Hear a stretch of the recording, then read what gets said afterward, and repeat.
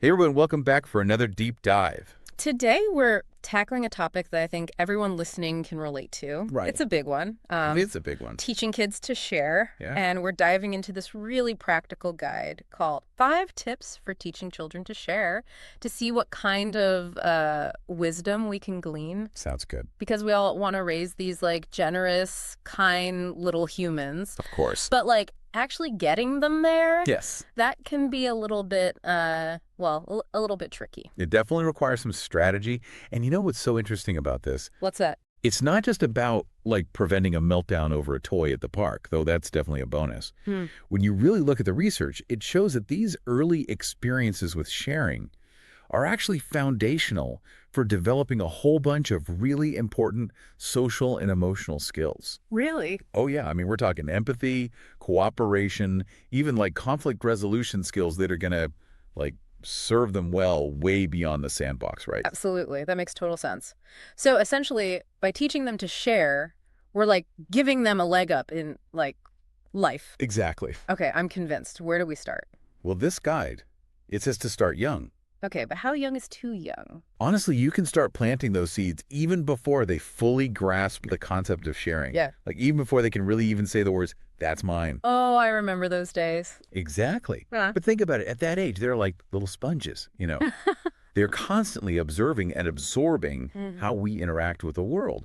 So even if they're just playing next to each other, maybe not quite ready to like fully share a toy back and forth, they're still picking up on those social cues, Okay. you know, like taking turns, waiting their turn. Right. Those are really important building blocks. So it's kind of like they're like passively learning through osmosis almost. Exactly. They're always watching, always learning. That's amazing.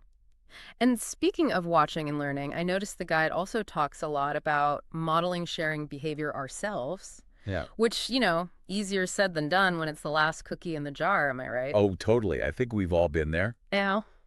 But you're right. It's not enough to just tell them to share. We have to actually show them. Okay, so how do we do that? So it's not just about the toys either. Okay. Think about those everyday moments, Okay. like offering your kid a bite of your food, Uh-huh. letting someone go ahead of you in line at the store. Right, right. Those little things, they might seem small, but to those little eyes, they speak volumes. Okay, that's a good point. It's like we're constantly setting the example whether we realize it or not. Exactly. Okay, so we're being good role models. We're letting them kind of see sharing in action. But how do we actively practice sharing with them? Well, the guide suggests role playing. Role playing, like Yeah. with puppets and stuff. You know, whatever works. You could use puppets, you could use stuffed animals, you could even just, pretend to be different characters.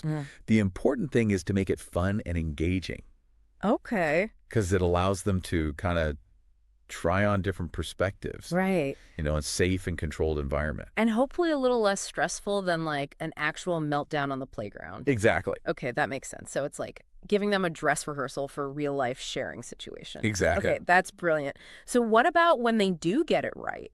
They share nicely, they don't like whack their sibling over the head with a toy. Yeah. How do we reinforce that positive behavior? I am so glad you asked that Mm-hmm. because praise, it is so important. Okay. But, and I don't just mean like a quick good job as you're running out the door. You really want to be specific. Okay, so how do we do that? Instead of just saying like good sharing, try something like, "I love how you let your friend have a turn with the blocks. That was so kind." Oh, I like that. So they really understand what they did well and why it matters. So it's like that saying, catch them being good. Yes, exactly. Okay. All right. Last but not least, this guide talks about patience. Of course. And I think anyone who's ever, spent more than 5 minutes with a toddler knows patience is more than a virtue, it's a survival skill. That's a good one. And so true. It's just so important to remember that sharing, it's not like a light switch you just flip on, It's a process. It's a developmental milestone.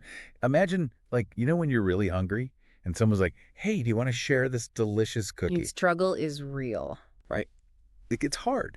And for little ones, their impulse control is still developing. So cut them some slack, celebrate those small wins, and just remember that every sharing opportunity, even the messy ones, those are all chances for them to learn and grow. I love that. This has been such an insightful deep dive. We've learned that teaching sharing It's about so much more than just toys and taking turns, right? Yes, It's sir. about nurturing those fundamental skills of empathy, cooperation, kindness, all those things that make the world a better place, really. I agree. Now, here's something I want everyone listening to think about. How can you apply these same principles, modeling, role playing, positive reinforcement, to nurture other important social skills in your kids? Just food for thought. And until next time, keep up the amazing work, everyone, because you've got this.